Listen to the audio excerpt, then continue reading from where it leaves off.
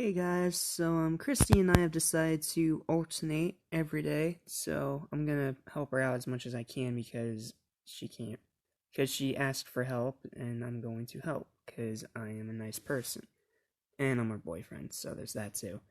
Anyway, we got CopyCat and Timebreaker today, so without further ado, let us get started. Let's start. All right, now for my episode for my videos, I'm gonna do it the same way I did Danny Phantom. So yeah, there's that. But I'll use UCut instead of Film Pro to try and keep the style somewhat consistent. Anyway, in this episode, attempting to ask Adrian out to the movies over the phone, Marinette instead accidentally leaves behind an embarrassing voicemail and rushes to delete it before he listens to it. Meanwhile, a sculptor named Theo, or Theo, however they pronounce it, is displaying a statue in the park, which he built in honor of Ladybug and Cat Noir. He has a crush on Ladybug and is looking forward to seeing her at the unveiling event, but only Cat Noir ends up arriving. After the event, Cat Noir insinuates to Theo that he and Ladybug are a couple. Feeling jealous, Theo is tempted by Hawkmoth to transform into CopyCat, an exact replica of Cat Noir, to frame the original for committing crimes.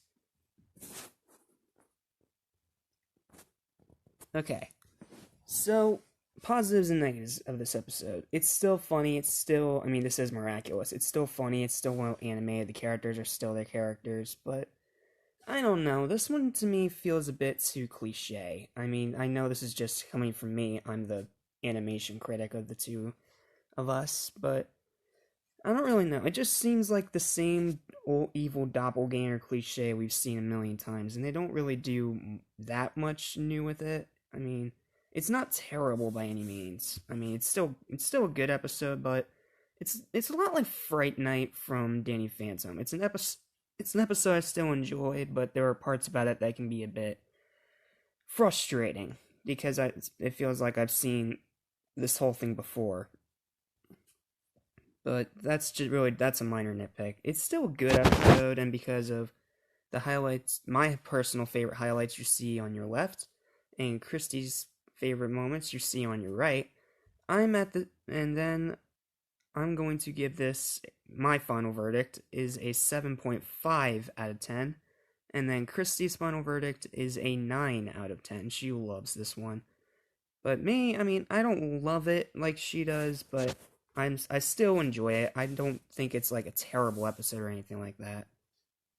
And like her, I am slowly getting into this show, but I don't know. CopyCat just feels like a weaker episode to me because it feels cliche and it feels like you know every beat of the story that it's going to happen. That being said, it's still far from a bad episode, and I do think that it is one that is definitely enjoyable, whether it's cliche or not. Okay? Alright. Let's move on to Timebreaker. Now, this is the one that I personally love, like, a lot. This is one of my all-time favorite episodes of this show, and let alone Season 1. In this episode, Marinette's parents are celebrating their 20th anniversary, leaving Marinette to take care of one of her father's special cake requests, a Eiffel Tower cake for Miss Lenoir or something like that. I don't remember the customer's name. However, she gets a call from Olia, who reminds her to bring a banner she made for a race between two of her classmates, Alex and Leichin Kim. I'm just gonna call him Kim. Alex and Kim. And she rushes off to Chocadero. I'm probably not even saying that right. Geez, some of these names are hard to pronounce. I'm sorry. I'm sorry if I butcher your name. Alex has received a family heirloom pocket watch for her 15th birthday and passes it to Olia to safeguard it for her while she races. However, during the race, the watch passes hands multiple times until it is dropped by Chloe onto the ground, skated over by Alex, destroying the watch.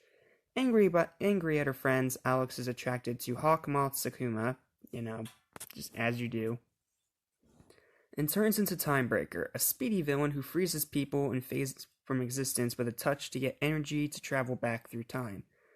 To make matters worse, Marinette forgot to return to the baker's shop to deliver the cake because Miss Lenoir, I'm just gonna go with that, Miss Lenoir, ended up coming earlier than expected. So by chance, Ladybug goes back in time with Timebreaker to resolve all the problems because of a broken watch.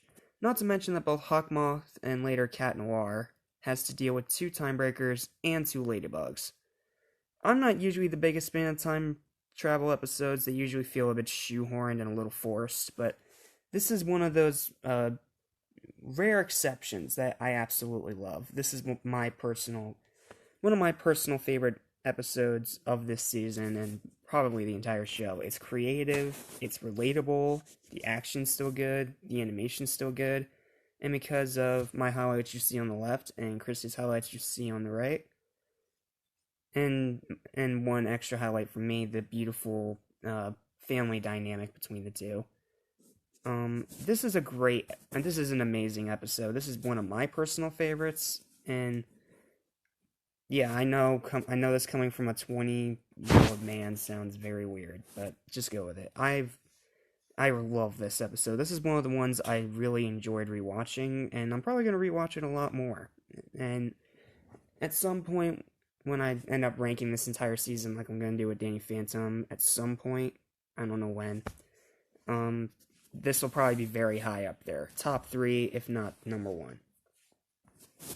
So with that being said, Christy's final verdict is a 9 out of 10, and my final verdict is a 10 out of 10. Great episode, absolutely love it, and that's all I've got. So, thank you guys for watching this video. Tomorrow it'll be going back to Christy, so she can do episodes 5 and 6. Yeah, 5 and 6.